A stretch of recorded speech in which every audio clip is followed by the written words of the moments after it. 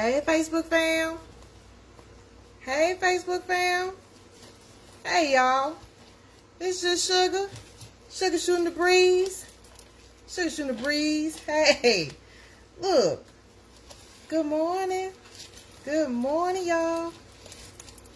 Good morning. I hope your day is off to a great start. Hope it's off. Hope you're up and at 'em, doing what you plan to do for today. Yeah. What is it, y'all? It's Sunday. It's Sunday, July the 12th. Y'all, I have to keep my little trusty calendar. I have to keep my little trusty calendar so that I can keep up with the date, what day it is, and what year. It's 2026, July 12th, 2026, on this glorious, glorious Sunday. And what time is it? It's 10:35. 10:35, y'all. 10:35 in the morning on a Sunday. And Sugar up, getting her day started, y'all. Getting my day started. Yes, indeed. Yeah, I know. I got to do my Sugar Shooting the Breeze theme song. Got to do my Sugar Shooting the Breeze theme song. 1, 2, Sugar Shooting the Breeze, y'all. Sugar Shooting the Breeze, y'all. Sugar Shooting the Breeze, y'all. Sugar Shooting the Breeze, y'all. Random when it hits me, I run with it. Random when it hits me, I run with it. Yeah. When it hits me, I run with it. And this morning, this Sunday morning, July 12th, 2026, I'm up and ready to run. Get the day going. Yeah, some of y'all have been up since 4, 5, 6. I was still sleeping and turning over, switching over, rolling over on the other side. Woke up probably about 8:30 this morning. Yeah, I woke up about 8:30 this morning, and felt pretty good. Had a good night's sleep. I got to bed probably about maybe 1 in the morning, give or take whatever time I drifted off, about 1. Yeah. And so was able to wake up feeling refreshed. Felt refreshed, y'all. Felt refreshed waking up. And said, yeah, I'm going to be on my live by 10, between 10 and 11. You know, between 10 and 11. Jump on. Shoot the breeze with the people on this here internet. Shoot the breeze. See what y'all doing in these social media streets. See what you got going on. Where you at. What you doing. If you see me and you roll up on Sugar Shooting the Breeze, back up. Say, hey, Sugar. Hey. Hey, Sugar, how your day going? And tell me how yours is going if you got time. If you got time, you know, either way. Just to let me know you're out there and doing all right. So, yeah, today, y'all, I ain't got nobody's birthday today. Ain't got nobody's birthday today, but you know what? It's somebody's birthday today. It is somebody's birthday somewhere across the globe. It's somebody's birthday. And so I still get to sing my birthday song for whoever's out there celebrating a birthday today. The day they were born many moons ago has arrived. July 12th. July 12th is your birthday, wherever you are. This song is for you. Happy birthday to you. Happy birthday to you. Happy birthday birthday to you. And you wish many, many more. Happy birthday to you. Happy birthday to you. Happy birthday to you. And you wish many, many more. And you wish many, many more. And you wish many, many more. Happy birthday, whoever's birthday it is today. Happy birthday. Sugar Shootin Breeze. Now you know, somebody wanted to sing a song for you. Somebody wanted to sing a song for you. That was me. I came up with that one so I can sing it to somebody who needed somebody to sing them a birthday song. If ain't nobody sung you one, that was for you. That was for you. So, yeah. Went outside. It's nice. It was probably still a little dew on the ground. A little dewy out there. Just a little dew. Which was nice, you know. It was real nice. I think it's right about now. What is it? The temperature at this moment? I'm trying to see. 78. Yeah. Yeah. That's what it says. That's what it says. So, you know, give or take, depending on where you are. Here in Georgia, the United States, my area is registering 78. So that's pretty good. That's pretty good temperature.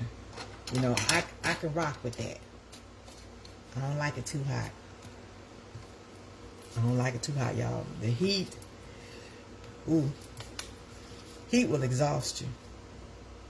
It will exhaust you. It'll take a lot out of you. You got to stay hydrated. But heat, it'll exhaust you. If you're out there and you ain't properly hydrated, you be dried up, and you don't want to get caught out there. You ain't properly hydrated, and especially if it's too hot. And as we get older too, yeah, you have to be mindful of how much heat you expose yourself to. Now, some people that's just got it, depending on what area of the world they're living in, they're acclimated to the heat that they're exposed to. But yeah, I don't like it too hot. I don't like it too cold. I like it just right. I like it just right. I don't like it too hot, and I don't like it too cold. I like it just right. Because at this big age, I just don't want to be too uncomfortable in any extremes if I can help it. Don't want to be too uncomfortable. So, yeah. I know what I got to do. Get on these dishes. Yep. Get on my dishes, y'all. Get on my dishes. I got a few topics that I want to discuss and talk about. Just a few topics. You know. Few topics. Few folks. Entrepreneur to shout out. Entrepreneur to shout out.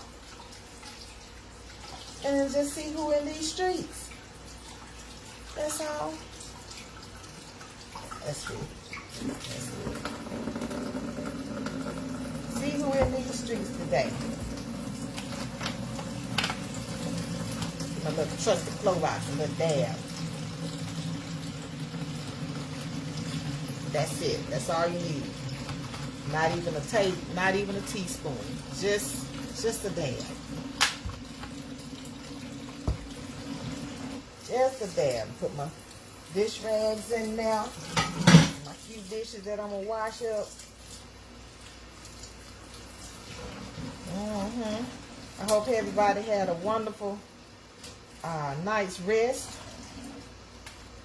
I hope you did. Woke up refreshed.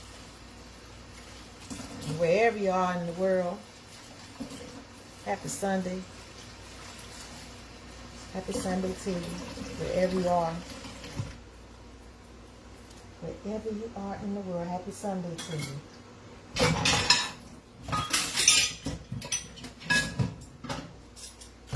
You're like, I know you're probably like, yeah, well, you get dishes for early in the morning. well, I have a few left in the sink at night. I don't necessarily have to wash them if I don't want to.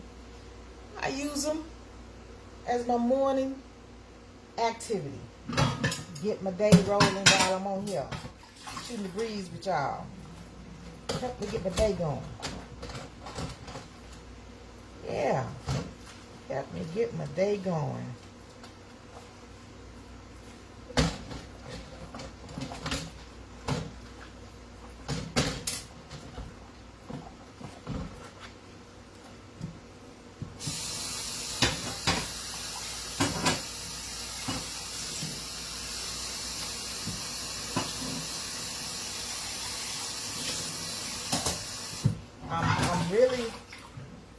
I'm really excited about being able to show support for other entrepreneurs who are in business for themselves, doing what they do, making their contributions. I'm excited about being able to share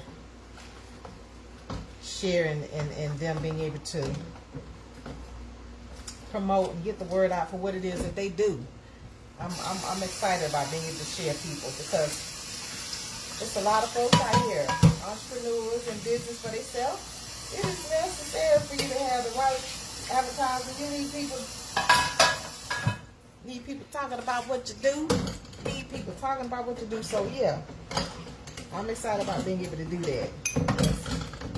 I know a lot of people in business for themselves. A lot of people in business for themselves. Whatever profession it is that they're in business with, you know, I know a lot. And that's small business, folks. Hey, boo. Good morning, boo. Yeah. Good morning, boo. Yeah. You know, we know a lot of people who got businesses, and I know a lot. Help shout them out. Why, Shuga Shootin the breeze. Help shout them out. Need the support, especially when you're good. You know, it'll speak for you. Whatever it is that you're doing professionally and contributing in your community, being consistent with it. The price is right for the pockets of people who want to support you. Dedicated, and the customer service. That customer service is important. Customer service is important.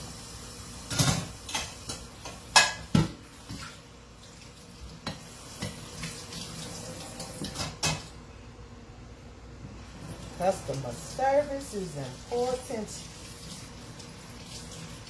because it'll either make you or break you.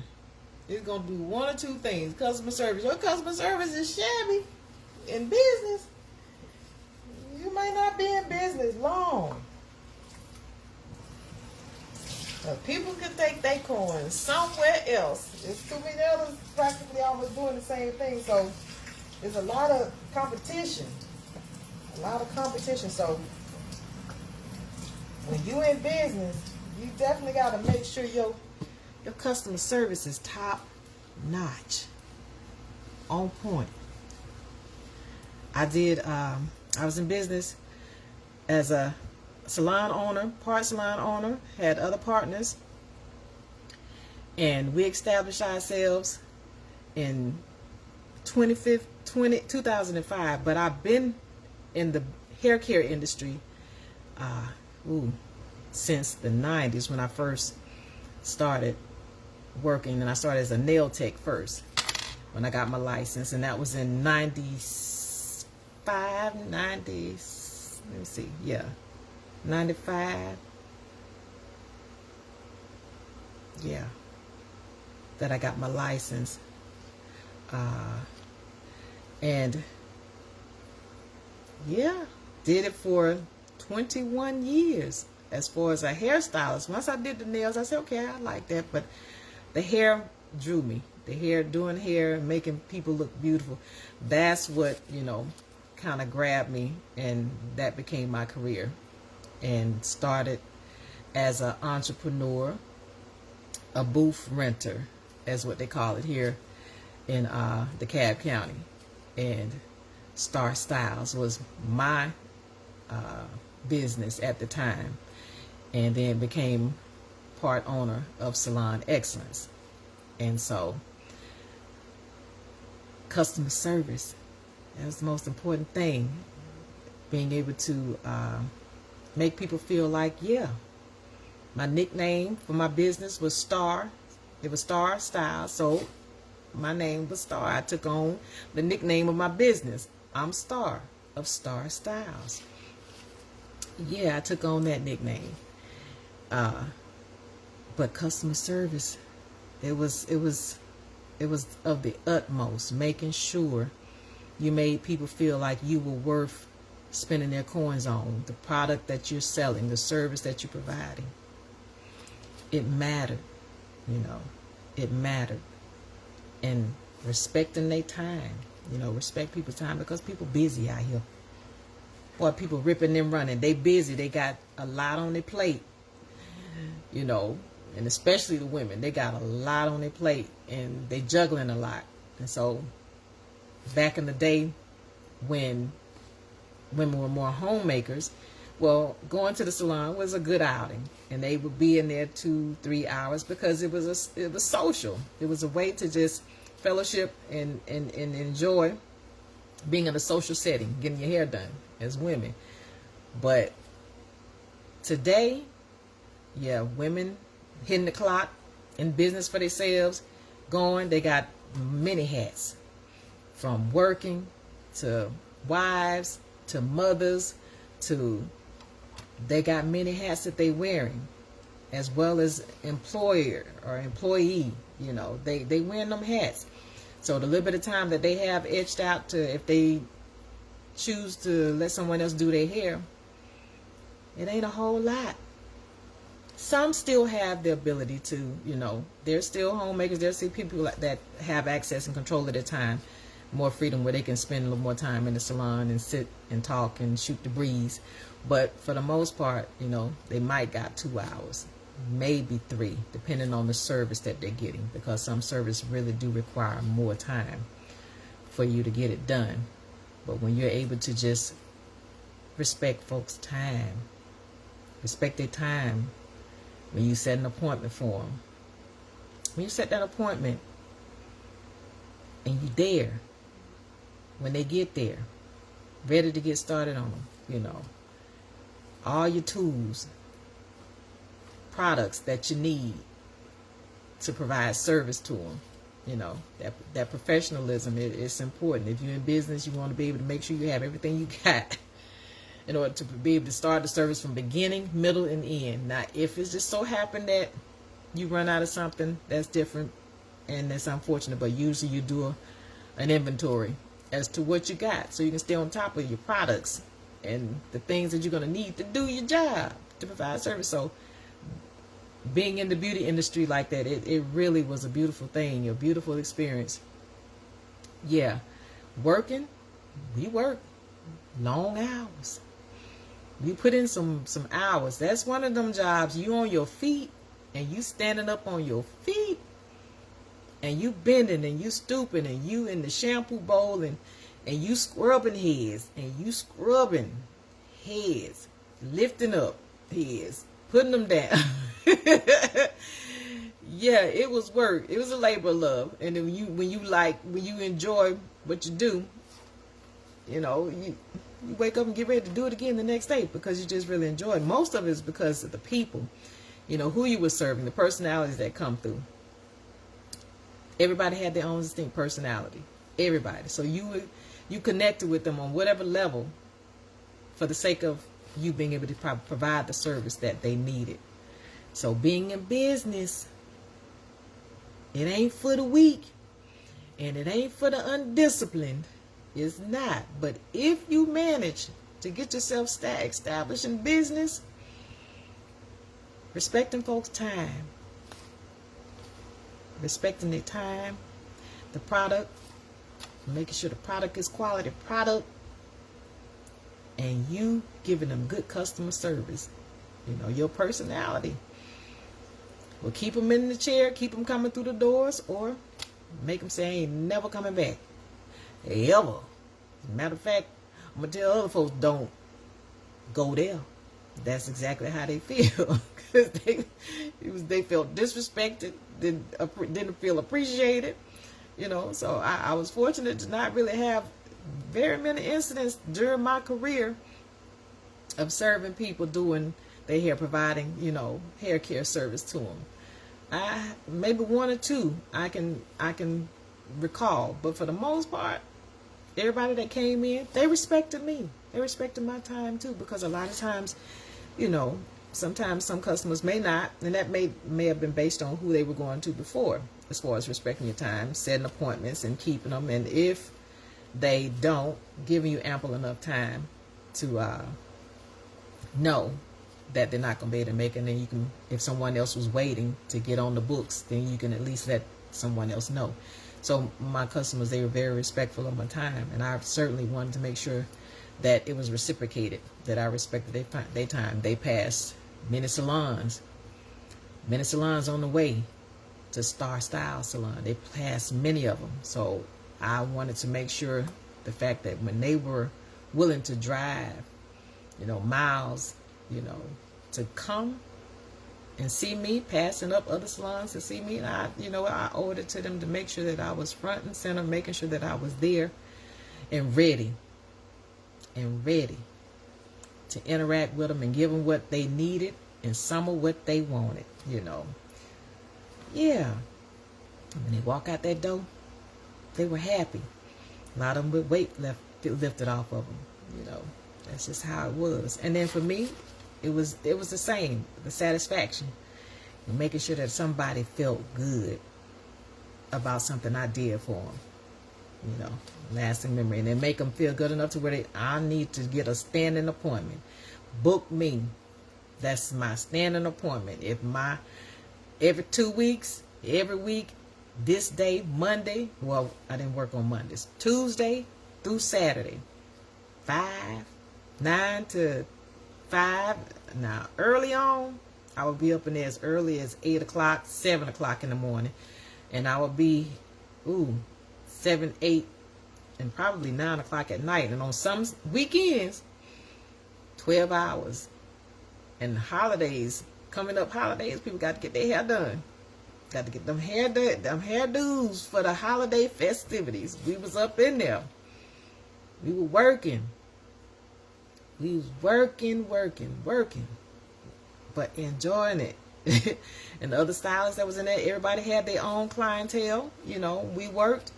And the thing that I like too is that we really worked in unison to try and make sure that everybody, whoever came through the door as a special or walk in, during the time that I was there, if someone can get them sooner, okay.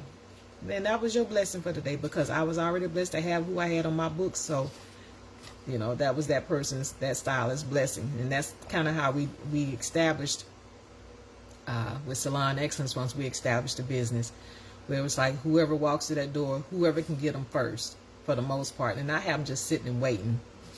Just not have them sitting and waiting.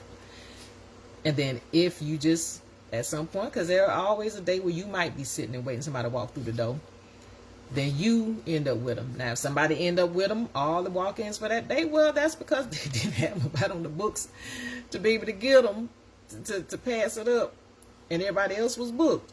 That was their blessing for the day. It worked out. So, yeah, I enjoyed that. I really did. Being able to be in there, understanding how we can serve our community. Salon Excellence. Our Star Styles rented booth rental. You paid a weekly fee to the renter, to the one you was renting from, and everything else you managed, because you were in business for yourself, self-employed. Renting my own booth. I've been commissioned, and I understood that, but I like the booth rental aspect.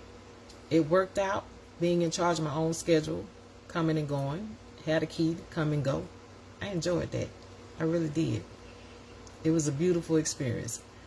So, those in business, you definitely have to make sure you're serving your customers. Now, you don't need to be disrespected or made to feel subservient. That is not how anybody, nothing anybody has to put up with trying to be in business, you know. But the level of respect you should receive and give, it should be, you know, it should be equal. You know, no one should make anybody feel, you know, less than just because they're providing a service to, you know, to them. Nobody gets that right. So, I gotta get my cereal, y'all. I gotta get my cereal. Let me get that.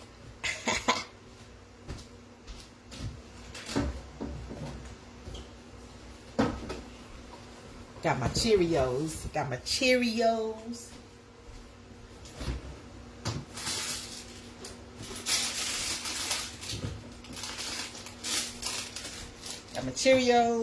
Got my grapes. Like I said, I got about 40 more grapes left. Just 40. That's about it.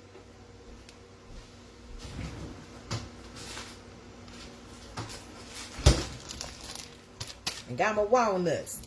Got them. So, get my cereal going. Get my daily breakfast in me. I'm trying to watch my numbers. You gotta keep an eye on our numbers, y'all. My cholesterol was trying to sneak up. It was trying to creep up. So I'm like, okay. Get some more fiber. Look at this. This is how much I got left. So that means I'm gonna have to go get me some more. That about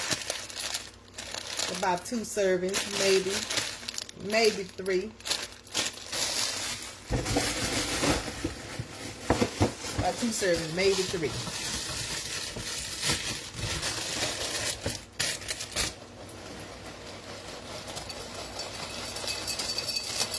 I'm using another one of my this is a bowl. It's about a cup and a half. That's good. Alright, that's good. About a cup and a half. That's what the Cheerio company say. And then that's considered 140 calories as far as Cheerios. And then if you add milk, 210, but I think that's just regular milk. But I'm doing almond milk. That's what I'm doing. That's enough. That's all I need on the milk. And get my grapes.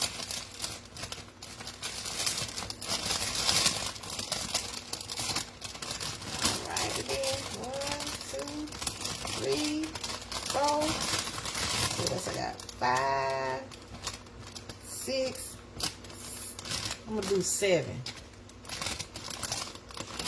I'm gonna do 7. Rinse them off. I'm gonna do 7 to rinse them off. Just run it under the water. That's all. Just run it under a little water. Just run it under a little water.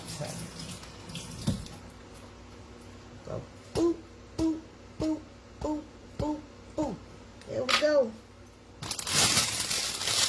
I gotta give me some more grapes. They're about to run out.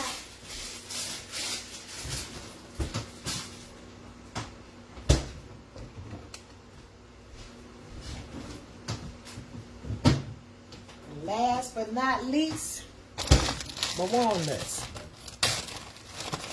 Get my walnuts. Get them on. Let's say about 1/4 of a cup. Let me show you what 1/4 of a cup. This is 1/4 of a cup. That's what they determined that you use as a serving for your nuts. 1/4. Now, 1, 2, 3, you know. I'm going to have to get that one, y'all. That's a fourth of a cup. That's what's supposed to go. That's considered a fourth, according to this company. Simple Truth from Crocus. That's my local grocery store. 200 calories and a fourth of a cup. That's 30 grams. Total fat, 20 grams. That's it. That's what they say. That's what they say. Ain't no cholesterol in it. No sodium. Carbs, 4 grams. Dietary fiber, 2 grams. You need fiber. Like I say, you got to have some fiber. That helps keep stuff moving. Helps with good bowel movement. And drinking your water. Because fiber is like detergent. You need water.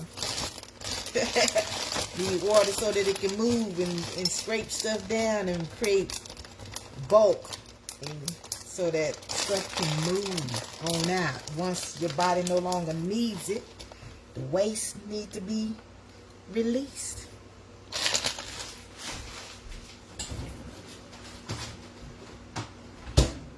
The waste needs to be released. If you're not having good bowel movements, if you're not getting in good ones, boy, you in trouble. You in trouble. Y'all got my Merry Christmas. Merry and bright. This was a Christmas gift. But you know, like I say, it could be Christmas in July. It could be Christmas in July, y'all. You ain't got to wait all the way to the end. If you must get it festive, if you need a little something to pep you up, sometimes you need a little incentive to pep you up if you haven't had the best day, week, month. You need a little something to pep you up. But yeah, I've had so many people, you know, have asked me. Hold on, let me get me a spoon of this.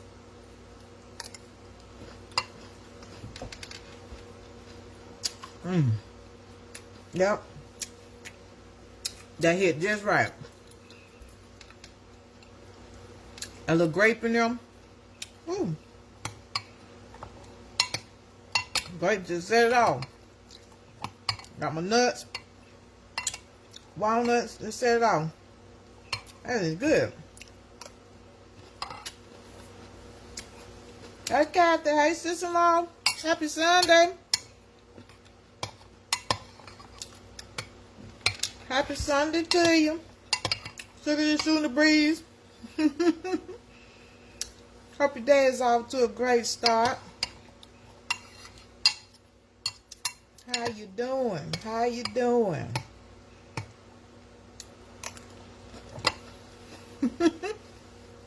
What I'm cooking today? Today, I don't cook on Sundays. I cook on Mondays. We had leftovers yesterday.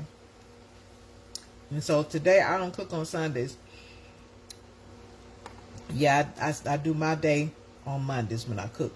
After I go to the grocery store and pick out what I want to make, and that's when I cook. I use it, and then if I need to cook again, I'll cook again like on a Thursday.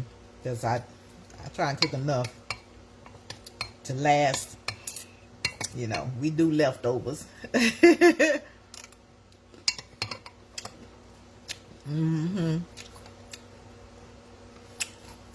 But right now, I'm enjoying my cereal, my breakfast.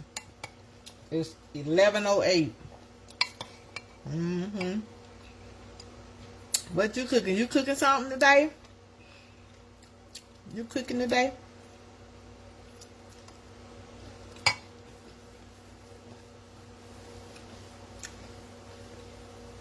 You got something on the menu for Sunday dinner?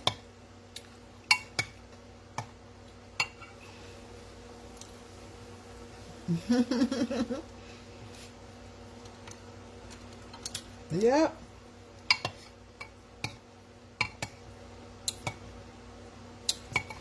Yes, indeed. The Sunday can become more of a rest day.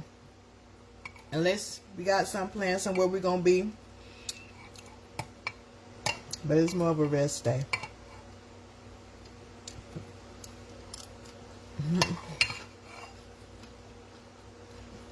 Mm-hmm.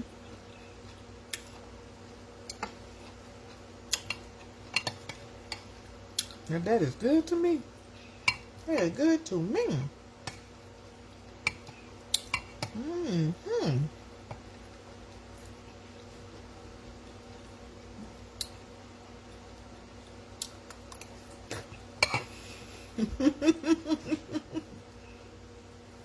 Okay. Ah, yes indeed. We don't cook on the Sunday. Go by there Chris and see what she cooking. Okay. Mm-hmm. It feels good. You know, it feels good not having to cook on the Sunday. So I let Monday be my cook day. Monday. Then if I need to cook again on Thursday. And then Sunday. Yeah. Mm-hmm. And not trying to cook huge meals either.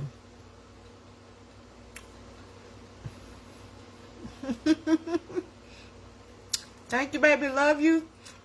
Love you, sis. Enjoy the rest of your day, too.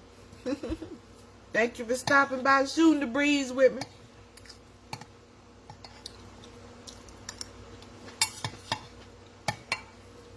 Yeah, y'all. I don't cook on a Sunday. I'm not cooking a whole lot. When I cook for me and my husband, trying to cut back on a lot of cooking. Big meals. Just not trying to do it, to stay a little light, keep you from being weighed down too much. Don't cook a whole lot of stuff. Because I ain't one for throwing away no food.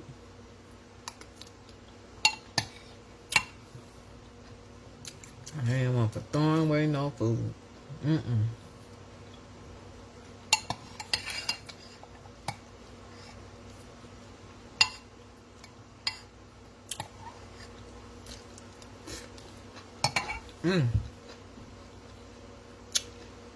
Like good old bowl. Good old bowl of Cheerios. Do you right. Do you right.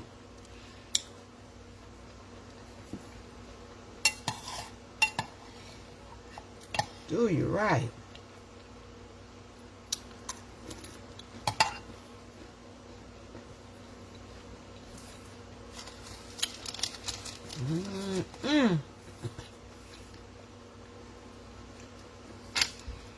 But yeah, people be asking me, how do you come up with the name Shuga? Shuga was a name that was given to me by my mom as a baby. As a baby, I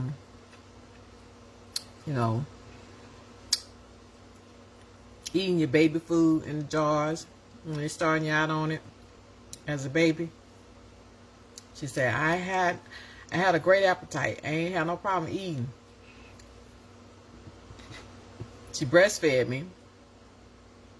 And then at some point, it started to introduce the puree, baby food.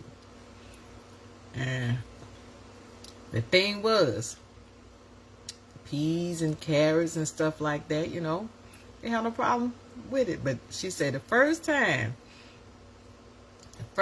she introduced the preserve, she said, I lit up.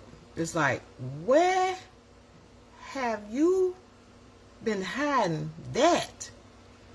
Where have you been hiding that? Them preserve, that's good, sugar. That's good as a baby. Now, didn't talk, but I knew what my taste buds wanted. And from that point on, she said, you wanted to have your dessert first.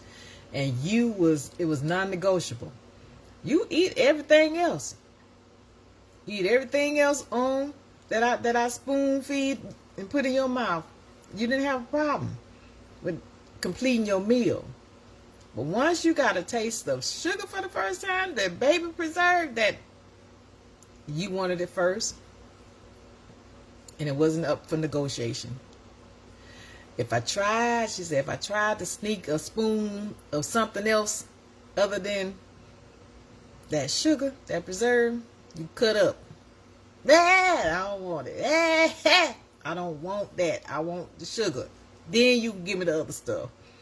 Give me the sugar. Then give me the other stuff. So my nickname Sugar came from my love for sweets, my love for my preserves, and one of them first when I was being spoon-fed the pureed baby food. She said, you cut up. And one time they didn't have none.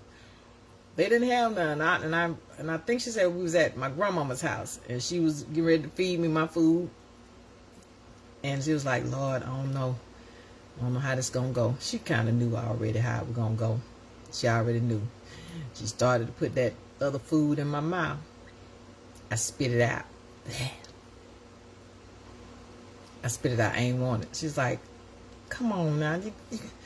I ain't got nothing sweet for you. I spit it out. I didn't want it. I started crying. She said, I started hollering and screaming and crying as a baby. Screaming and crying. I was like, I don't want that. I want the sugar first. I don't want that. I hollered. She said I hollered and screamed and cried and hollered until my uncle, he had came by and was wondering what was wrong. Wondering what was wrong with me. She says she won't eat it because I ain't got nothing sweet. I ain't got her preserve. She won't eat it. She won't eat it, y'all. She won't eat it. He ended up having to leave out the house. And she said, the minute he left out going to go get me something, I start crying. I guess 4, 5 months, maybe 6 months, I stopped crying. And started pretending, playing with the kids, because I think we had some other cousins there at my grandmother's house at the time. She said, you knew exactly what was going on. He was going to go get your preserve so that you could eat. And the minute he came back, then I had that spoonful of my sweets. Okay, all right, we back in action. We are back in action. I can eat now. Give me my sweets. And then I eat the other stuff. This be as a baby. That's how I get my nickname Sugar. Yeah. Because I love my preserves. I had to have it. My baby food. I just got to hold that sugar. That was it. That was a wrap. You can feed me everything else, but you better have me something sweet there. You better have something sweet to put in my mouth at the same time. So, sugar. That's my nickname.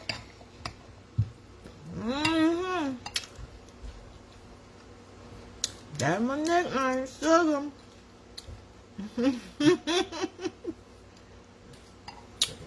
That's my nickname. Oh, let me put my cereal up.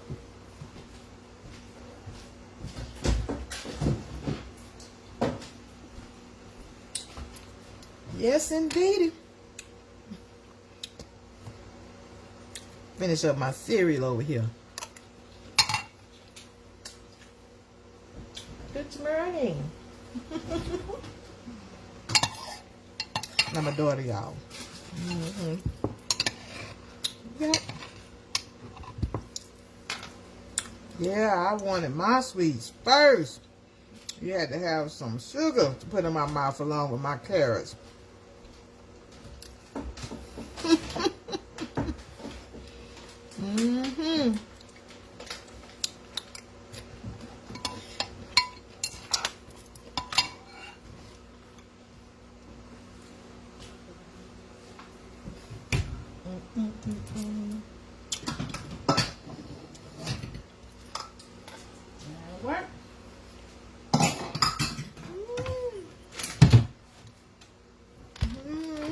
Mm-hmm.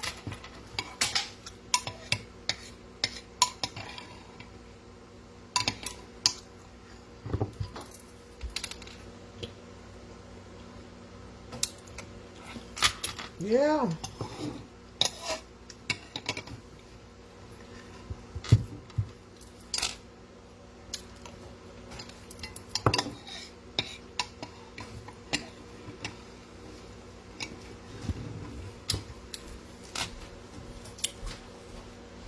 We're down to the last drop, y'all.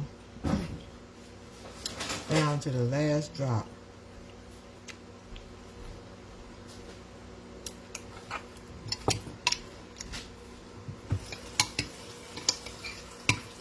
Down to the last drop of cereal.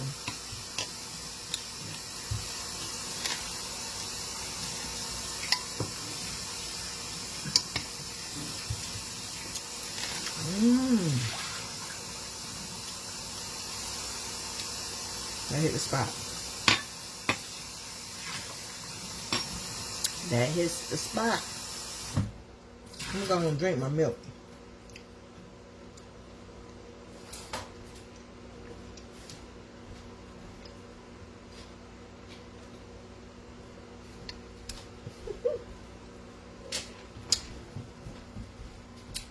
That's it. My almond milk, my cereal, my grapes, my walnuts. That is good. That is good, y'all. Let me see. So I said I wanted to bring on something old, which yesterday I enjoyed being able to show something old that I had, that I kept from years ago. And I want to kind of pick up where I left off on that. I think everybody will get a kick out of it. So let me go get it so I can show it to you. Hold on.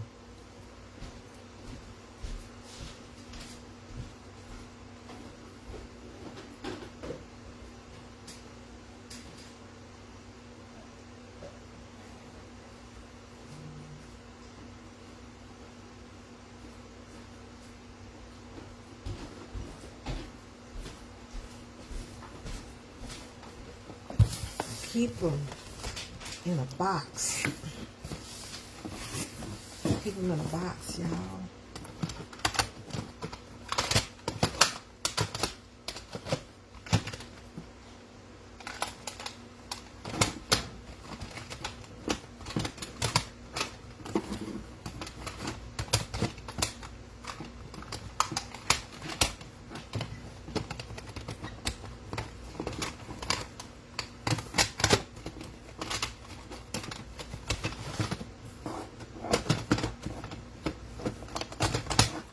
This is what I got.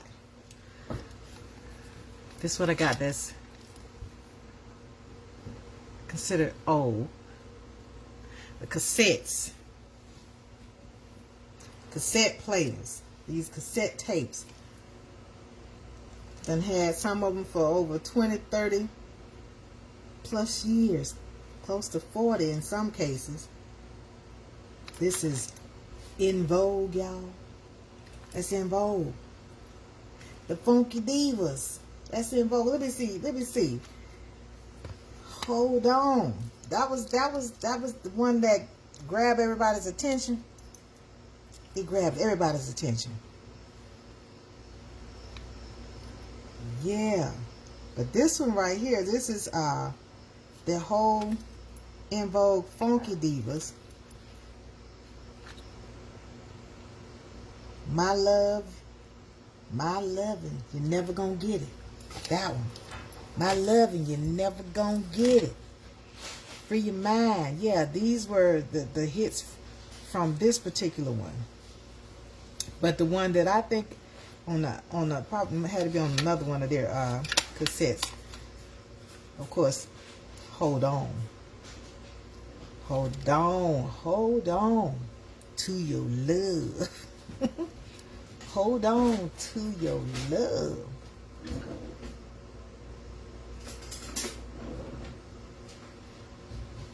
This is In Vogue. And you got the jacket. See, the thing about it, back then, when you get access to something tangible, then it was something that you felt, you know, it was valuable because you got a chance to look at the artistry and the illustrations of what went into the theme, what went into it, you know, them on picture, you know, and then on the inside, it would either have the lyrics, sometimes, most of the time, it would have the lyrics, but sometimes it wouldn't. It would just have the song listed and have the lyrics with it. And there so happened to have lyrics in this one. From side A and then side B, they got the lyrics. And that way you learn how to sing along to it. Because like I said, I've always been into music. And most people are in some fashion or another. But I really, really love the gift of music. And so, the cassette of In Vogue. In Vogue, y'all. The Funky Divas. Let's see who else we got.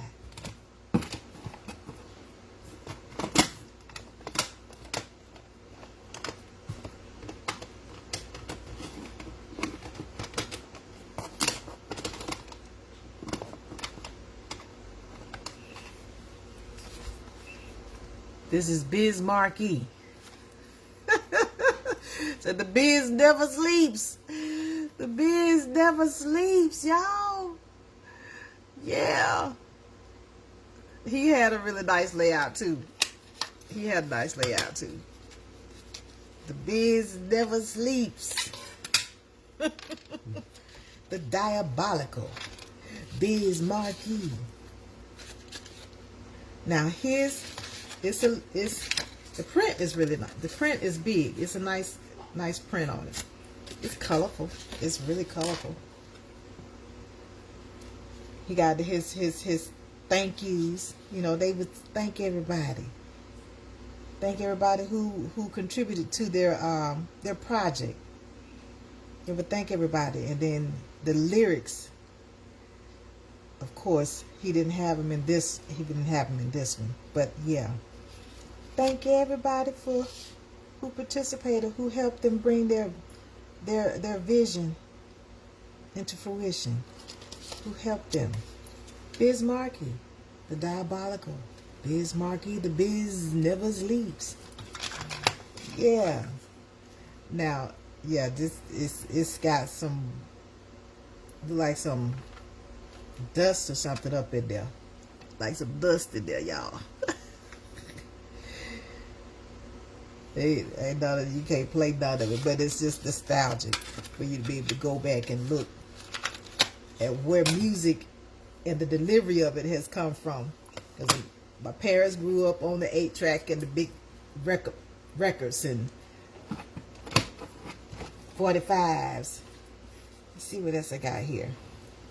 And the winner is a collection of honored Disney classic songs. Yeah, this is Disney, and the winner is. That's that one. Yep. Now this one came out. Let me see when this came out.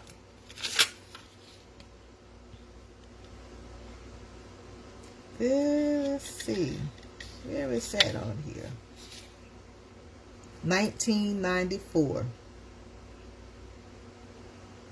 Yeah. Burbank, California. Printed in the US of A. Came out in 1994. Buena Vista Pictures Distribution Incorporated. Now they have the lyrics in here. The lyrics were printed in the songs in here. Candle on the water. Someone's waiting for you. Under the sea. Sebastian. Yeah. This is... And the winner is a collection of honored Disney classic songs. That's it. In cassette tape. No, I ain't gonna be able to play it. And I do have a cassette player too, y'all. I got a cassette player. I do have one. But I wouldn't risk trying to play it on any of these. Play any of these on it because, yeah.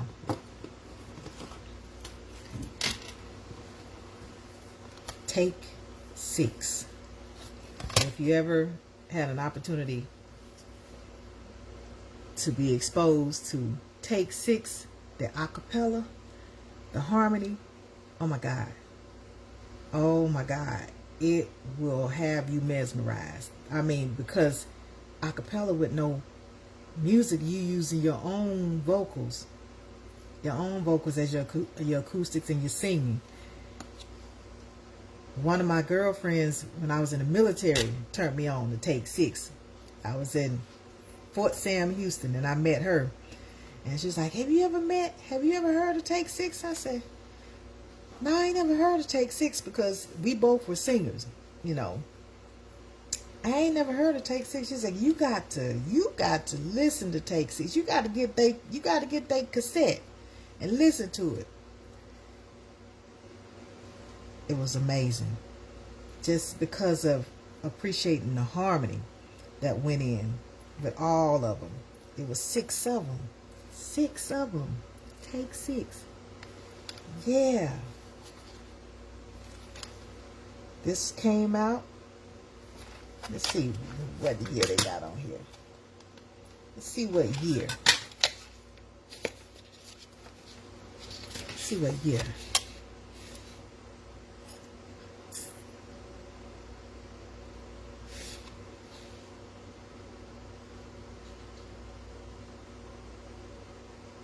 Now this says copyright 1988. So, yeah. And I went in the military in 89. So, yeah. 1988. And they had, yeah, they got their lyrics to theirs too. Because they was like, you gonna learn how to sing along. You get the real lyrics to each song. You got the real lyrics to each song. And you learn.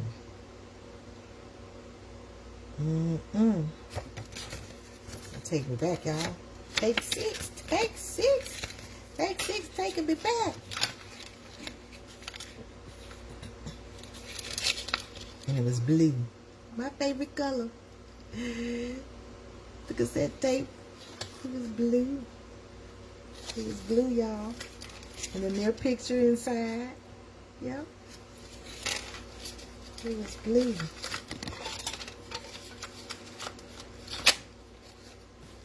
Oh, Take 6. You get to hear them. They are, you know, they're on all the social media platforms. They're on there. What else we got?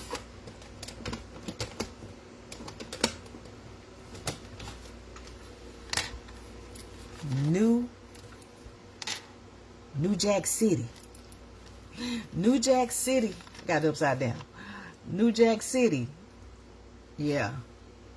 That was the movie. That was the movie. The soundtrack from it. New Jack City.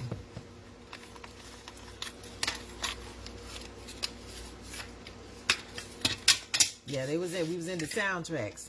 We was in the soundtracks as well. Because soundtracks had lots of good music. Off of a movie, you get the soundtrack. They started producing the music from the movies and putting them out there so you could purchase the soundtrack on it. Yeah. New Jack Hustler. That was performed by Ice-T. And Nino's. That's Nino's thing. You know, Nino Brown. Nino Brown. Nino Brown, boy, he was a bad boy. He was a bad boy. Nino.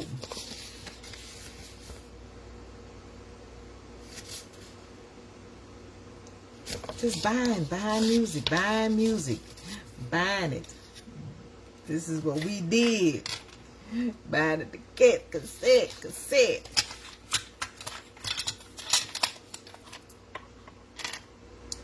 Featured on here: Keith Sweat, Christopher Williams, Johnny Gills, 2 Live Crew, Essence, Color Me Bad, Danny Madden, Troop, and Levert, featuring rap artist Queen Latifah on one of the songs. Had the parental advisory, explicit lyrics. Some of it was explicit on there. Yeah. But New Jack City. That was the movie right there. Let me put it right there. Let's see. See what else I got. I think I showed this yesterday. Whitney Houston. That Whitney. Uh-huh. I'm Your Baby Tonight. And when she was with Arista. Yep.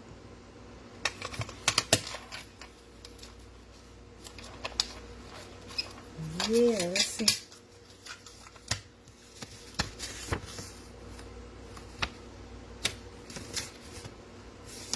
Beautiful. Beautiful. I'm Your Baby Tonight. Whitney Houston. Yeah, that's, you know, she set the bar high. Whitney set the bar high. As singers, it's like, all right then. And she gave folks something to strive towards as far as your vocal abilities. He's like, y'all need to get, y'all got to make sure them vocals is tight. Whitney is in a class all by herself. In a class all by herself, y'all.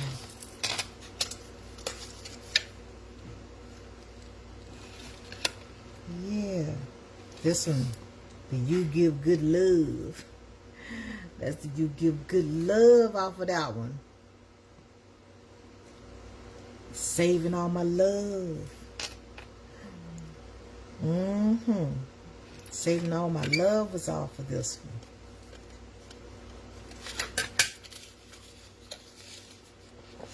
Yep.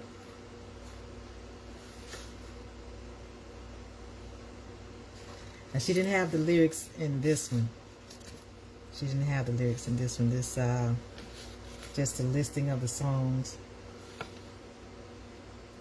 But she didn't have the lyrics. This was 1985, so if I'm not mistaken, this would make it 40 years, 41 years since this came out. 41 years. 41 years, y'all. 41. Who else I got? Let me see. Oh, yeah. Keith Sweat. Yeah, I think I shared him. Keith Sweat. I'll give all my love to you. Now, this came out. Let me just, what's the date on here? What's the date? 1990. Keith Sweat, y'all. Now, he don't have the lyrics in here, but the print is much finer. But he does have each song and who was responsible for producing it and everybody's shared contribution to each of them.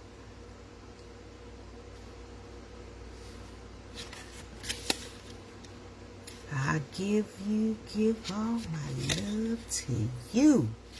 Keith Sweat, y'all. Keith Sweat. Keith had them sweating. He had the folks sweating. Keith did. He had the folks sweating. He begging the ladies. And boy, he was begging. Keith did that. Got them folks' hearts. Yeah. Pulling out something old. This is what Shuga doing. Pulling out something old that we grew up on. Keith Sweat.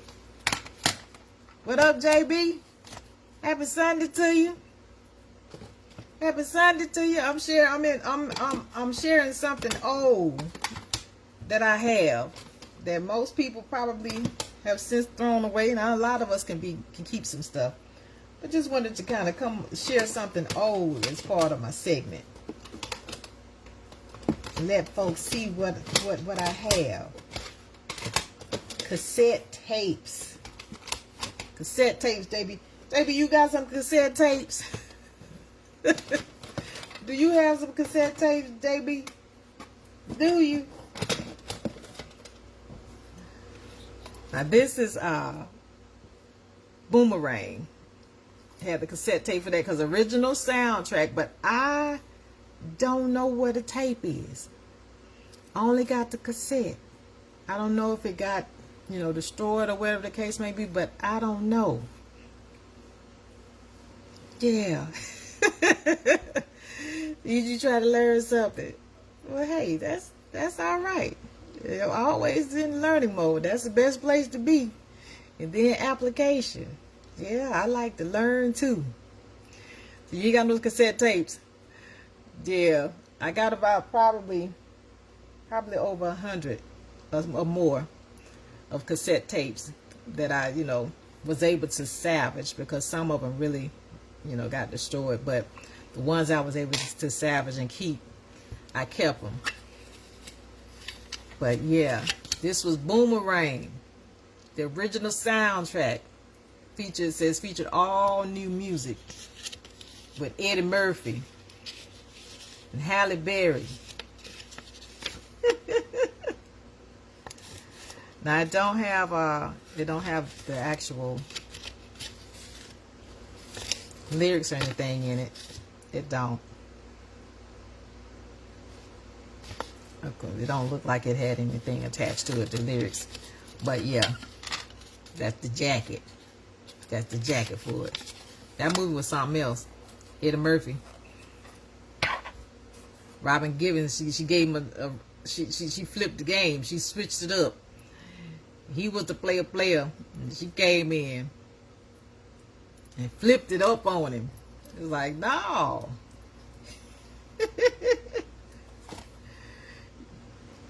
Flipped it up on him. Had him grabbing the blanket, hoping that she'll come back, hoping that he'll see her again, being that he was attached to feet. So let me see what else I got. Let's see what else I got in here.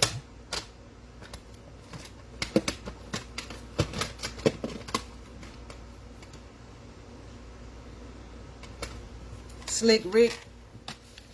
Slick Rick. I don't have his cassette, but I have the cassette. I don't have the original casing for it, but that's Slick Rick there. This is the Great Adventures of Slick Rick. But just like that's when women started cheating back in the new era. Oh, so that's when said who could play that game? Said no longer. It was just the man running around. Yeah, pretty much. Women was they just felt like it just didn't always want to be on the receiving end of being cheated on. Just men was always given the pass. Was like, oh, he's just a dog. Yeah, okay then, he's just a dog. No, you don't get an excuse. Just he's just a man. No, now you making way for him to continue to do the wrong thing against somebody. But then after a while, women started saying, okay, what's good for the goose is good for the gander. They just wasn't sitting around crying and boo-hooing no more about being cheated on. The tables turned. They got the song out here, These Girls Ain't Loyal. They got the song out here, the young ones got the song out here now. These girls ain't loyal. They sitting around waiting for nobody to call on them.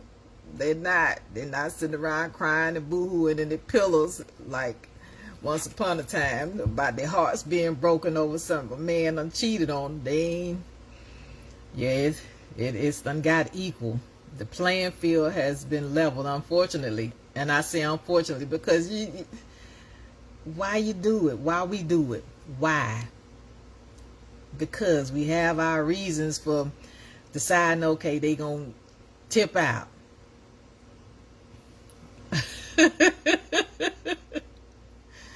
So, yeah, tables turned. People the women was like, okay, no, you ain't gonna be the only one tipping out. They started tipping out.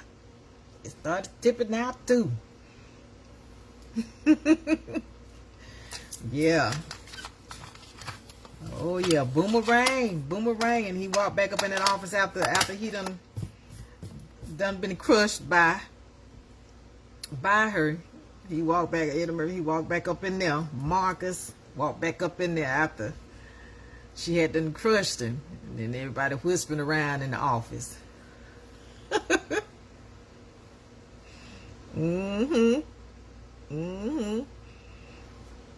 I mean, it is what it is. People just if they feel justified, in doing it. It's not right.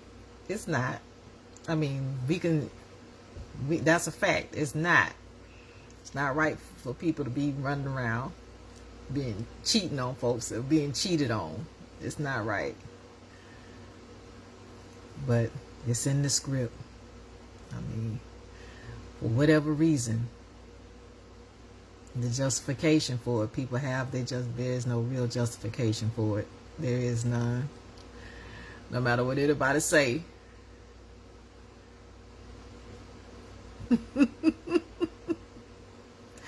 You said the men felt the movie. What you mean by that? Explain. The men felt it. What's so funny is the man felt that. Oh, you talking about as far as his role that he played, how he felt when the shoe was on the other foot. So y'all didn't like Robin after that, cause she made y'all look. She made Marcus cry. Cause Robin made Marcus cry. Y'all felt that. The men did. Oh my God. All the years the men done had women crying of them messing around, being dogs, and then now Robin Givens came on the screen and turned the tables, and then now y'all was upset with her. Was upset with her when he clearly didn't understand that, but she just wasn't really trying to be into him like that. He caught feelings. He didn't think he could ever catch feelings. That was the problem. He was the man, All the women was after him. All the women wanted him. All the women wanted him. He had to pick up the litter. Every woman he had it. He had it going on. He just knew he was it. And she came. Hit him hard. Out of left field. He didn't see it coming. He did not see it coming. She hit him. She sucker punched him. She pulled out the pretty feet, JB.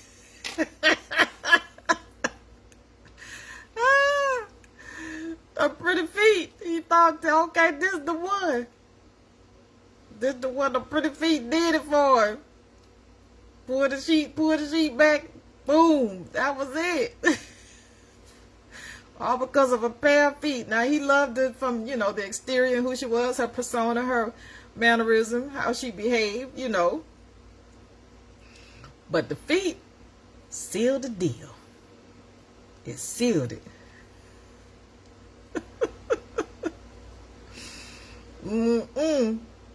Well, even with that, even with her relationship with him, once again, there were two adults.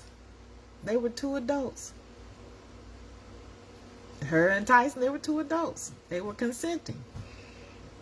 Yeah, he got sucker punched too behind the issue that took place. Not sure exactly, behind closed doors, because nobody really truly know to what degree if you weren't there. But from what he was supposed to have done, yeah, it was unfortunate how everything went down with that. It was unfortunate, and we here living and learning. We living and learning from other people's mistakes, trying to,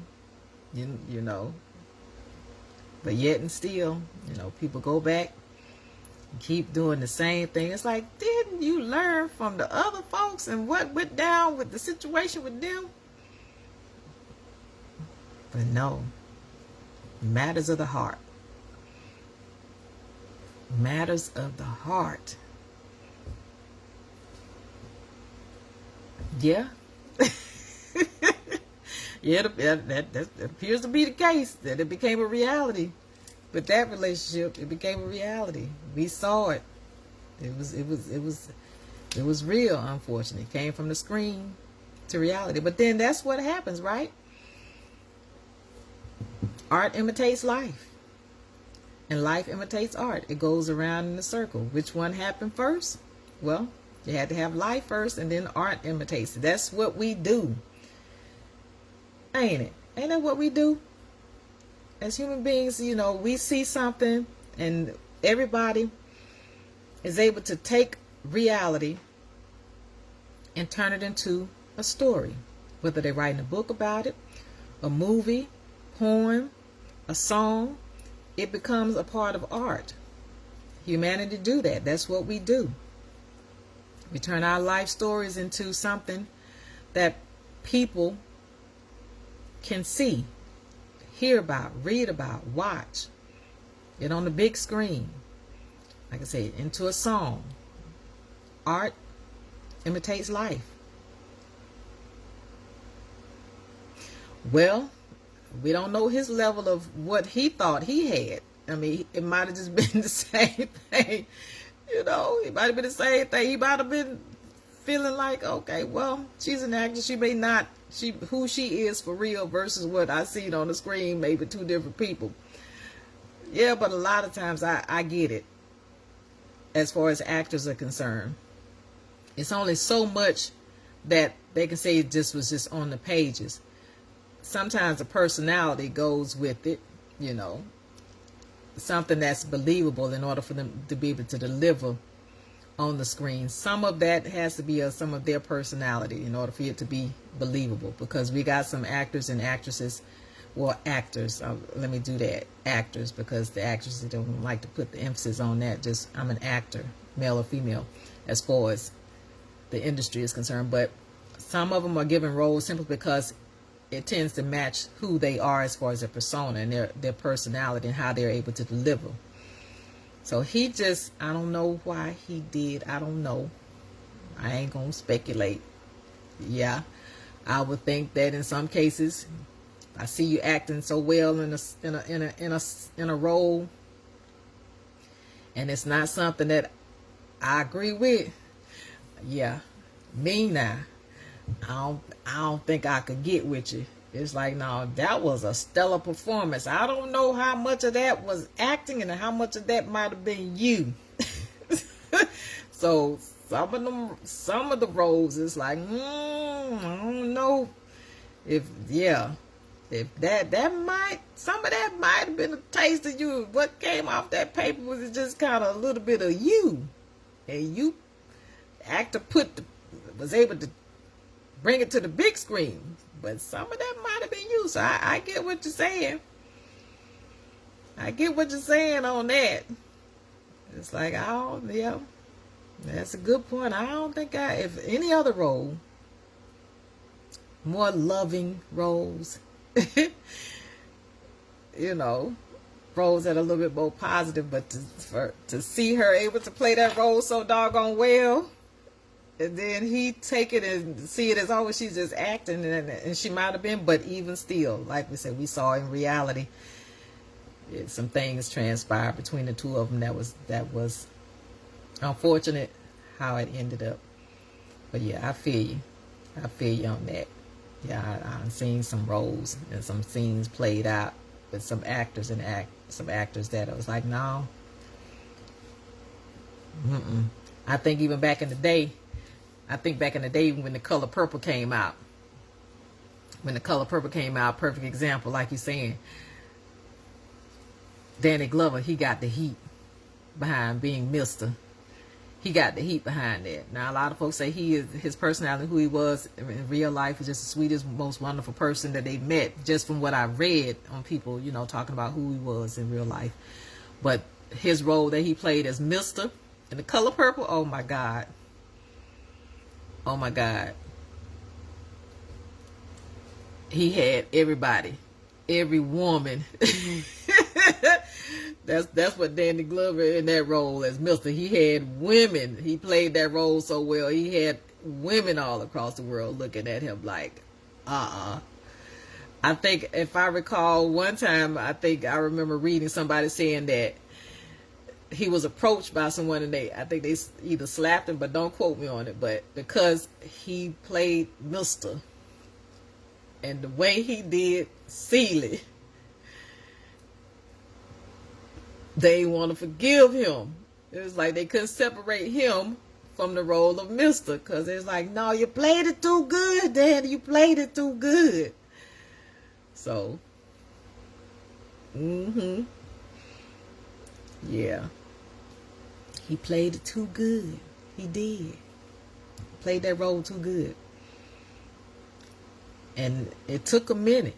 It took a minute for the initial disdain toward him to kind of wear off, because as his other roles picked up, the other roles that he got involved in, to try and soften the blow. With Monique and him in the movie, where he had lost his wife in the movie. Are you talking about that? I can't think of the name of it. Let me see. Hold up. Let me look it up, JB. Let me look it up. If we're talking about a movie with him that he played in with Monique, if we're talking about Danny Glover, I think it was a Christmas movie.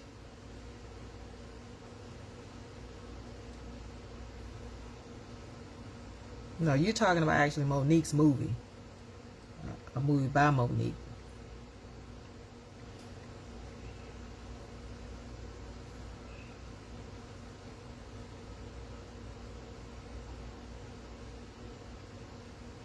Say Monique's last movie.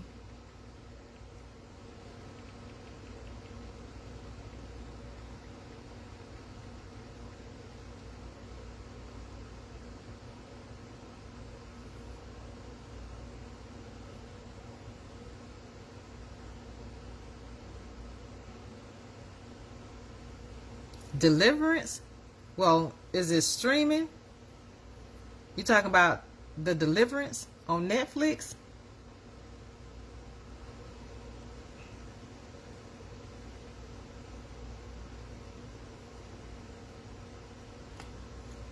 I ain't see that one. That was in 2024? If that's what you're talking about. And I see The Reading. It's Monique's last major film, 2024, supernatural horror thriller, The Deliverance. And then where she played the role of Cynthia Henry. And then prior to that, she starred in 2023 psychological horror thriller, The Reading. It was at the movie. The Reading? Okay. No, I ain't seen that. I ain't see The Reading. A psychological horror thriller, The Reading, as Emma Leeden. No, I didn't see that one. You said it came out in the theaters. No, I ain't see it. No. Let me see.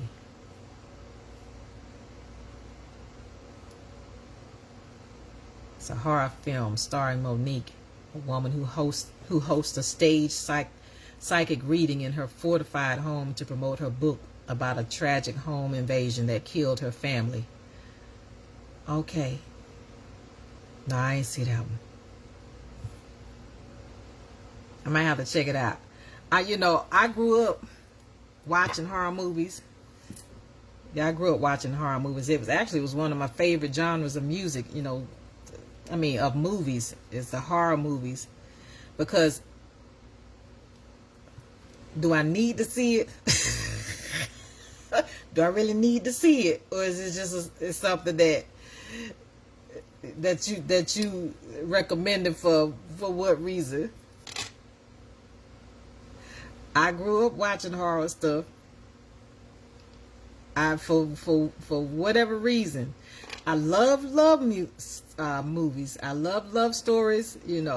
I love that. But the one type of movies that I like to watch was horror, and particularly the ones that was about supernatural stuff. Supernatural. I'm gonna tell you one of my favorites that I grew up on, The Exorcist. But no, I haven't seen The Reading. The Exorcist was my all-time favorite horror movie.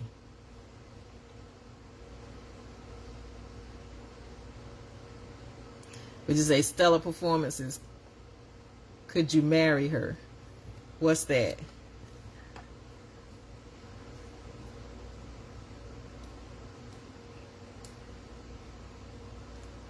As far as would you be able to marry her, seeing her playing that role? Is that what you're asking?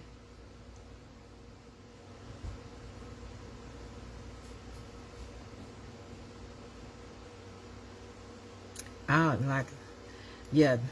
If they play them roles too well, it do. Yeah.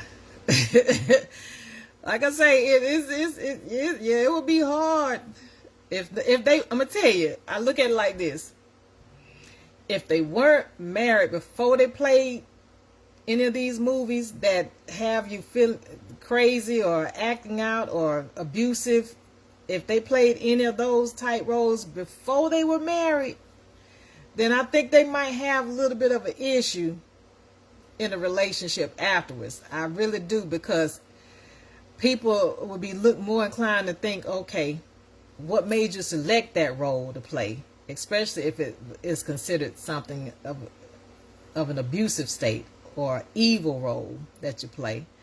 What made you play it? If they're not already married, if they're already married and they're playing these movies, then of course it's after the fact. They're just taking on whatever role that they're playing and whoever they're married to, and depending on how long they've been married too, because that makes a difference too. But if they're not married, it puts a different spin on anybody being attracted to you, depending on you playing in a role where you done cut somebody up. You play a role, you done cut somebody up, and you ain't married in real life. Yeah, boy, yeah. That might get people to think, oh no, you played the role too well. Played it too well. I know he said cut at the end, cut, and then you drop, but it was into it. It was into it. It seemed like you just really was able to go ahead on and enjoy doing what you were doing in that role. Stellar performances. Stellar performances. It's like, okay, yeah, no. Yeah, no. No, you up in the movie, you cutting folks up, killing, stabbing, shooting, all that kind of stuff. I don't know. But like I say, unless you already married in most cases, and how long you can have a career and playing different roles and just being able to, master the role.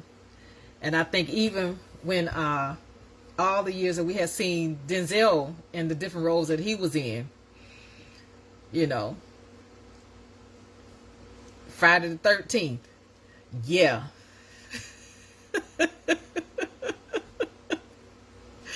Friday the 13th, doggone with that doggone mask, Jason. Amityville Horror. Oh, ooh, yeah, Amityville Horror. That was another one. Amityville Horror, because it was, like I say, supernatural. You couldn't figure out what was going on. You know, it's all of this being possessed and demonic, and what happened, why that house was haunted. Why was it haunted? What created that issue? You know, with Amityville Horror. It was, boy, and seeing the house and the darkness of it, and the big bay windows from the top of it. Seeing the house. And that priest, when he went in, trying to pray for it, when he was trying to come in there and bless the house, she asked him to come bless it. He came by, that priest, he got the heck up out of there, didn't he?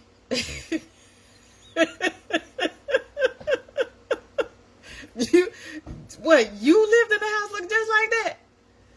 You did. You grew up in a house like that, lived in a house like that. That house scared the bejeebers out of folks. Every time you even look at the beginning of it, seeing that house, yeah, it had you scared.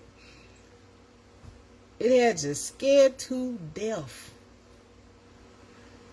But that priest, he come up there to try and bless the house. Went upstairs. I think that cross would turn upside down. And I think he was up there sweating. He was up there sweating. He had to get up out of there. He had to get up out of there. He's like, ain't nothing I can do. Ain't nothing I can do with who up in here. Ain't nothing I can do. You on your own. With the windows, that type style window. Yeah, them windows were spooky after seeing them in that house being cast in that type of movie. Now, I'm trying to remember, I think they said, of course, that was a real house. And don't quote me on it. I think it was a real house. I don't know if maybe, let me look. I could look it up. If the Amityville horror house was real. I could look it up.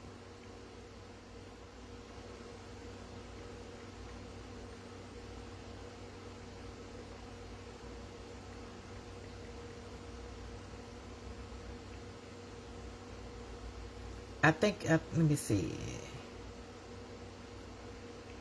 Amityville.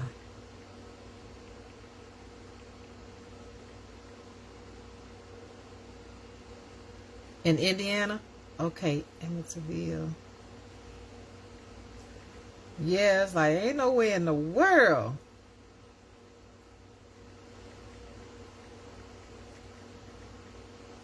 I would want to ever live in anything remotely close to it. Yeah.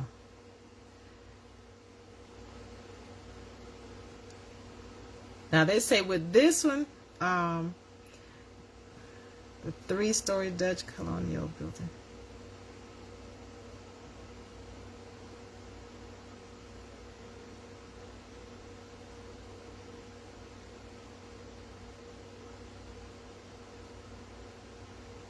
According to this, it said the house, the infamous 112 Ocean Avenue in Amityville, New York, is a 3-story Dutch colonial house built in 19. It gained global notoriety after Ronald DeFeo Jr. murdered 6 members of his family there in 1974. 13 months later, the Lutz family moved in and later claimed that they were driven out by demonic entities. The real story. Let me see. Yeah. That's it. That's the house right there. That's the house.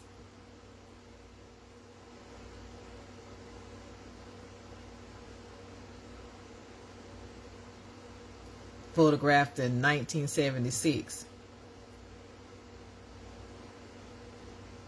It said it's the Dutch colonial home in Amityville, New York.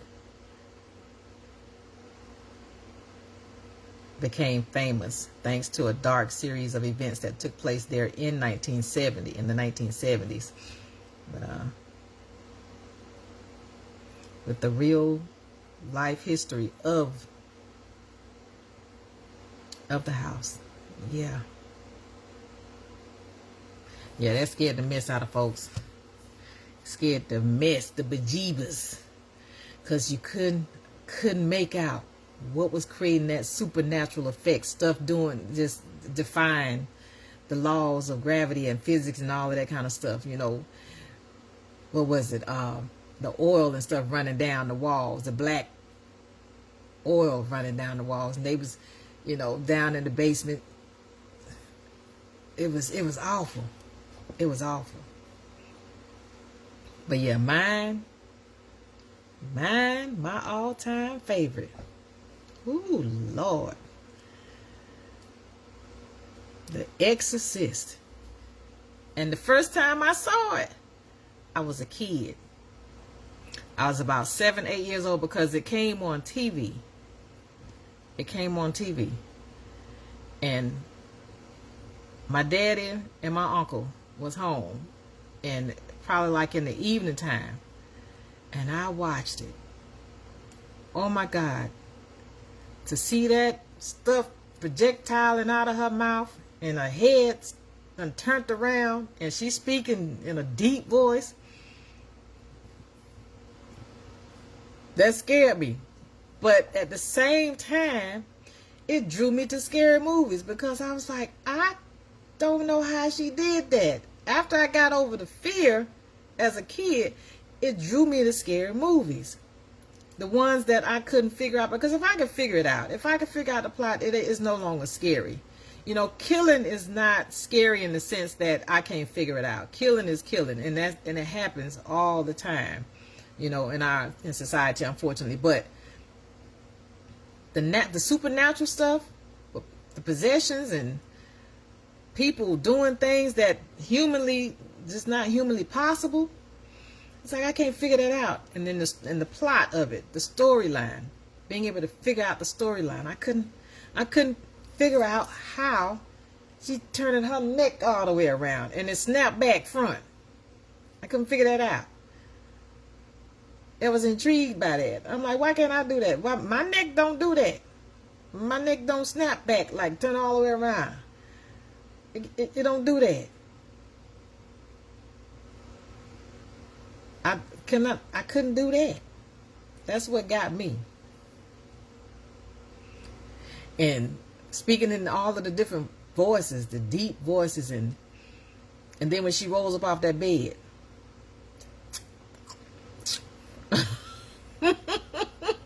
See, I didn't know that at the time. I couldn't put my finger on it.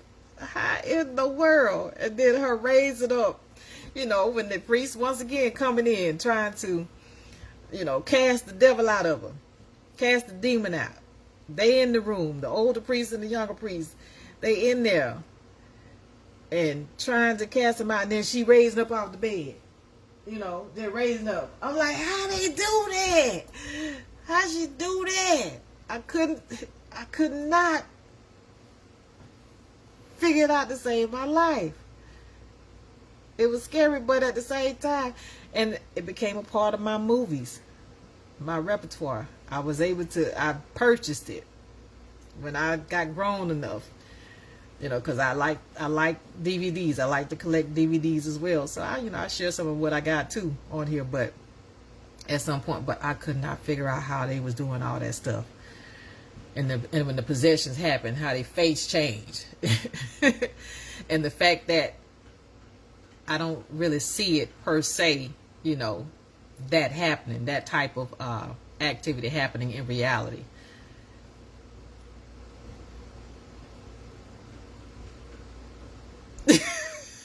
So we just say, I don't believe in casting out nothing. I mean, you get the heck home, you get the hell on.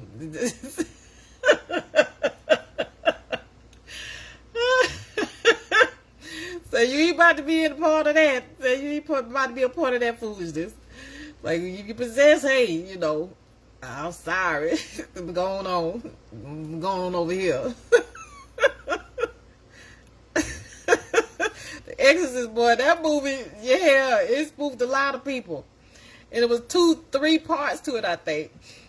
It was 3 parts because when she grew up, you know, the actress Linda Blair, when she grew up, and she went on to play a part 2, and then I think there was a part 3 to it, and I watched all of them, you know, following the script for it. But yeah, anybody trying to cast it, I can't cast nothing out. I can have influence of trying to help people, you know, be a better person, but finding someone that's actually possessed, you know, and then of course they say that, you know, there are accounts, you know, supposed to be true accounts of possessions that have taken place, of people being possessed and folks trying to help them get delivered from it. But never seen nothing like The Exorcist and several other movies that I've, you know, trying to see. And like I said, it was always about if I could figure it out, it wasn't scary no more. And so the supernatural ones, the ones dealing with that, the possessions and stuff, and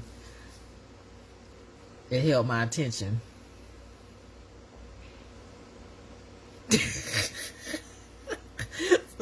Say, once the devil get an eye for you, just get the heck home. Yeah, some people out here, they got some deep, they got some foolishness up in them, you know, in the way they behave, personalities wise, you know. Yeah, it's some folks out here. It just seems to be, it seems like by nature they don't know how to treat people. They lead with an evil intent. They lead with that, you know. Just, it's like, what is it? What is it that causes them to lead with such an evil intent? You know. And I guess that would be your way of saying that with the possessions of people, whatever caused them to be the way that they are, you know. The question is, who raised you? How'd you get here? What was it that caused you to be who you are? What was it that influenced that behavior, that personality? What gave rise to it, you know? Because you really can't say truly what makes a person be the way that they are unless you can follow the breadcrumbs back to what got them here. And even then, you know, as my daddy said, people just got their own minds regardless, because you can have a kid that was raised great by some great folks, but yet somewhere along the line they went south. They lost the way, you know. And it I guess at some point it can happen to any of us. We can lose our way as we, you know, journey through life, and having the ability to use our, what we call free will, to choose. You get to choose right or wrong, you know, to act in goodwill or evil will, you know. That's this script. We can be able to choose in a lot of situations, you know.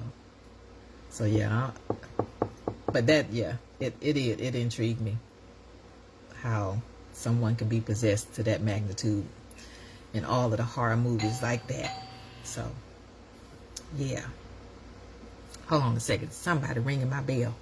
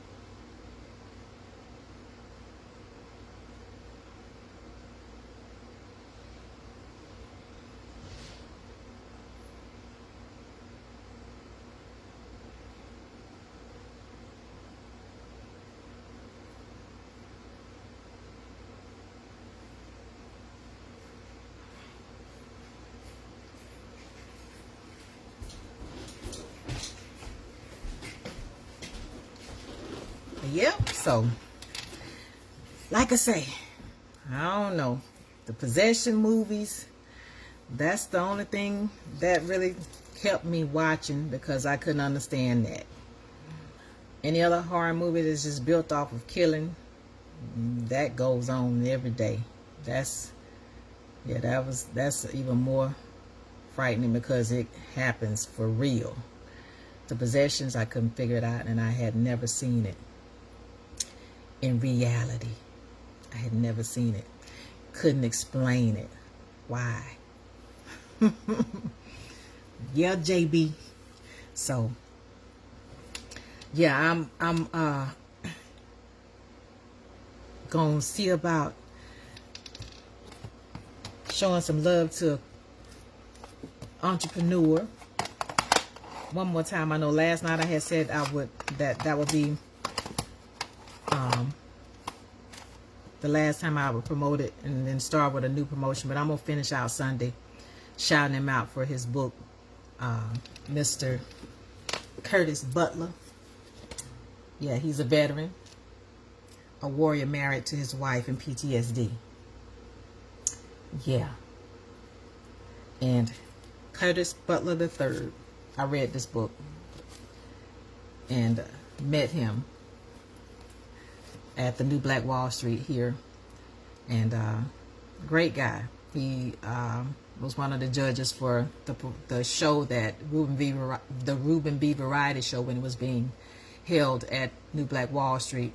He was one of the judges, and he was at that time promoting his book.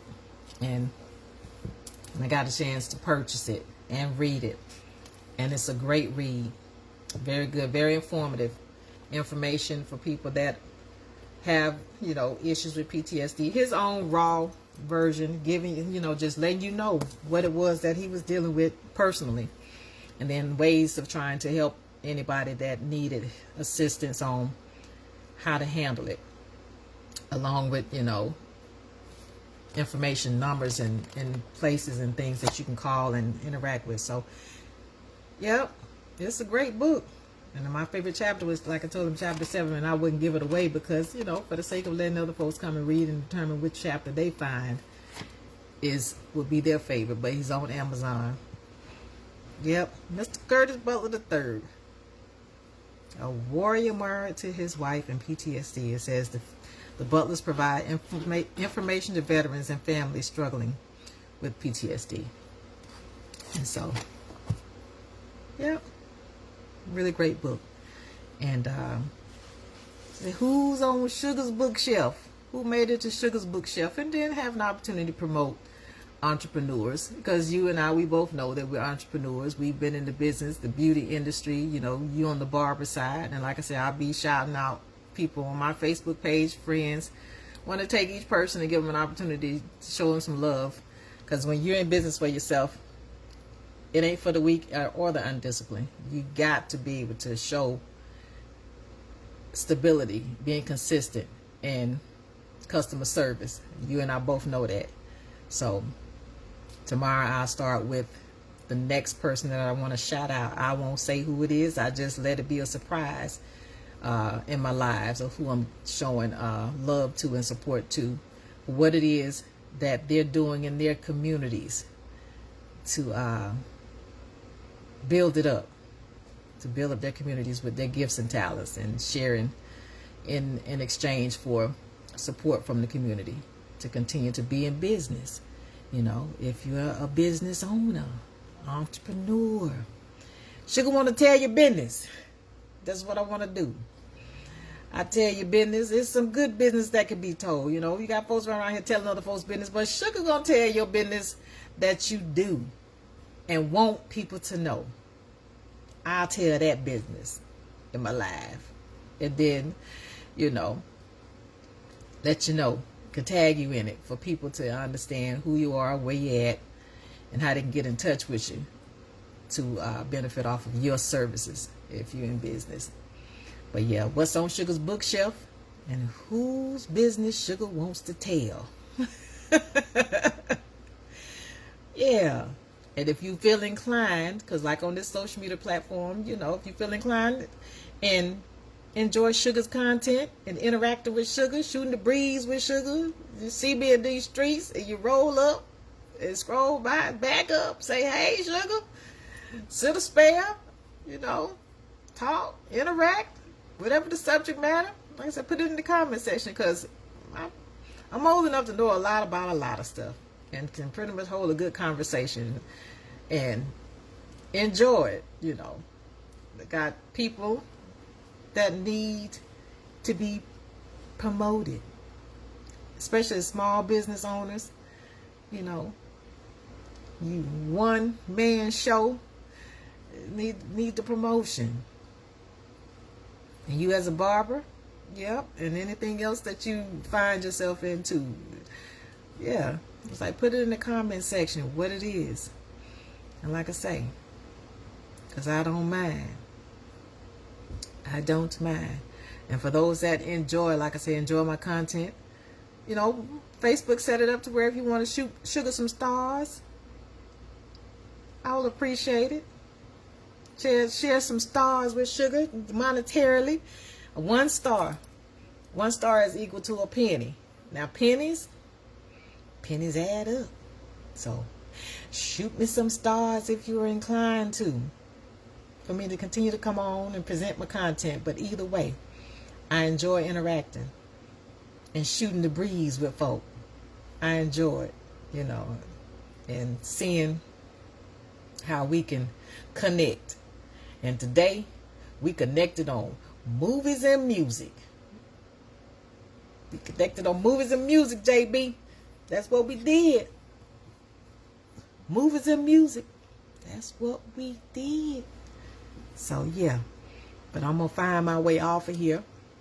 It's 12:25. I think I got on at like 10:31 or 10:39, so it's been roughly 2 hours on here. They got it set up with, if you want to be on here for 8 hours, as long as your device can last for 8 hours on Facebook, you could be on here. Now I don't know if I'm gonna be on no 8 hours, but talking and interacting on subject matters and things that you can relate to and talk about, you can find yourself talking about for a long time. You can find yourself interacting for a long time with folks, you know. So I appreciate you hanging in here and interacting with me, and look forward to my next live. Look forward to my next live. I try to do it every day between 10 and 11 in the mornings, and then at night my reflections of the day from around 10:30 at night. And that's a little bit less time because it's just a reflection and shooting the breeze and kind of, you know, rounding up how the day went for my live. So thank you so much. Thank you so much. Appreciate the interaction. I certainly do. And I guess I'm going to sing my song on the way up out of here. My theme song that I came up with. I guess I'm going to have to start singing on the front end and the back end. You know, just... JB, I had to come up with a theme song. I did. I come up with a theme song, so yeah. So you enjoy the rest of your day. And I hope it continues to be great. Shuga Shootin' the breeze, y'all. Shuga Shootin' the breeze, y'all. Shuga Shootin' the breeze, y'all. Shuga Shootin' the breeze, y'all. Random when it hits me, I run with it. Random when it hits me, I run with it. All right. Have a good day. Enjoy the rest of it. I might jump back on here for just be tagging and laughing and clicking and liking other folks' stuff. But I'm going to ease on out of here off this live right now. All right. Love y'all. Have a good day. Mwah.